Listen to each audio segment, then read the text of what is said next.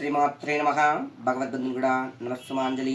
గురుదేవుల పాదపద్మాలకు శిరసాష్ట నమస్కారాలు. ఈరోజు చెప్పబోయే విషయం ఏమిటంటే కనుక, చాలామంది ఏదో సమస్యతో బాధపడుతూ ఉన్నారు. ఓకే, ధనం కోసం అంటే కనుక తప్పదు, మనం సంపాదించుకోవాలి. ద్రవ్యం కోసం అంటే కనుక మనం కొనుక్కొని తెచ్చుకొని తినాలి, తప్పదు. అవి కాకుండా ఆరోగ్యపరంగా తెలియకుండానే లోపల నీరసించిపోవడము, అలసిపోవడము, ఆరోగ్యం సహకరించకపోవడం చాలా జరుగుతూ ఉంటుంది. నెగటివ్ ఎనర్జీ అని చెప్పేసి చాలామంది ఇబ్బందికరమైన సమస్యతో బాధపడుతూ ఉన్నారు. ఔషధాలు వాడుతూనే ఉన్నారు, హాస్పిటల్ కూడా తిరుగుతూనే ఉన్నారు. అయినా కూడా మంచి ఫలితం అనేది రావట్లేదు. చక్కటి అవకాశం, ఎవరైనా ఆచరించవచ్చు.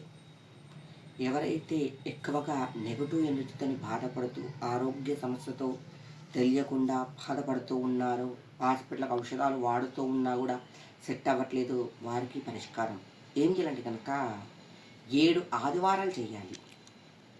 ఎలా చేసుకోవాలి అంటే కనుక, పసుపుతోని 4 కొమ్ములున్న గౌరమ్మని చేసుకోవాలి. అంటే కనుక పసుపు చేస్తారు కదా, 4 కొమ్ములు రావాలి పైకి, కింద మాత్రం ఏక ప్రాణమట్టం ఉండాలంటే కింద మాత్రం అది కలిసి ఉండాలి, పైకి మాత్రం 4 కొమ్ములు ఉండాలి. ఉన్న గౌరమ్మని చేసుకొని 7 బొట్లు పెట్టాలి. గౌరమ్మకి 7 బొట్లు పెట్టి, మీరు ఎర్రని పువ్వులతో కానీ తెల్లని పువ్వులతో మాత్రమే ఇవి రెండే చేయాలి. లేదనుకున్నాక తెల్ల నక్షత్రాలు కానీ కుంకుమకాయ నక్షత్రాలు కానీ వేయవచ్చు. వేసి కొబ్బరికాయ కొట్టండి, అఖండ దీపారాధన చేయాలి. ఆదివారం పూట మాత్రం పొద్దున పెడితే రాత్రి వరకు వెలిగేటట్టు దీపాన్ని చూసుకోండి. కనీసం 6-7 గంటల వరకు వెలగాలి దీపం. మాంసాహార మద్యపానాలు అంటే అవి మీ అవకాశం బట్టి పూజ విధానం చెప్తూ ఉన్నాను. పెట్టిన తర్వాత కొబ్బరి నీళ్ళు ఉంటాయి కదా, ఆ కొబ్బరి నీళ్ళల్లో కొద్దిగా జవ్వాదు, పచ్చకర్పూరం వేసి ఇల్లు మొత్తం ప్రోక్షణ చేసుకోండి. దేవునికి నివేదించిన నైవేద్యాన్ని, కొబ్బరికాయ కొడుతారు కదా ఆ కొబ్బరి నీళ్ళతోని, ఆ కొబ్బరి నీళ్ళు మిగతా మిగిలిన దాంట్లో కొద్దిగా కుంకుమ కలిపి గడప ఇట్లా పోయండి, దారి లెక్క పోయండి. గడపకి పోసి ఇంట్లోకి వచ్చేసి దుర్గాదేవిని మనసా వాచా కర్మణ కనీసం ఒక 21 సార్లు స్మరించండి.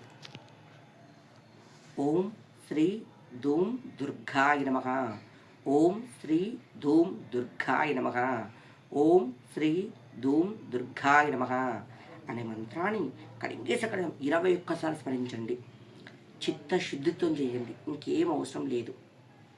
అక్కడ పెట్టిన పండు ఫలము కొబ్బరికాయ పెడతారు ఖచ్చితంగా, అందుతోపాటు ఇంకేమైనా పెడతారు కదా, పండు పెడతారు కదా. ఎవరైతే ఆరోగ్య సమస్యతో బాధపడుతూ ఉన్నారో వారికి తినిపించండి. ఇలా చేయడం ద్వారా మీకున్న నెగటివ్ ఎనర్జీ మొత్తం పోతుందన్నమాట.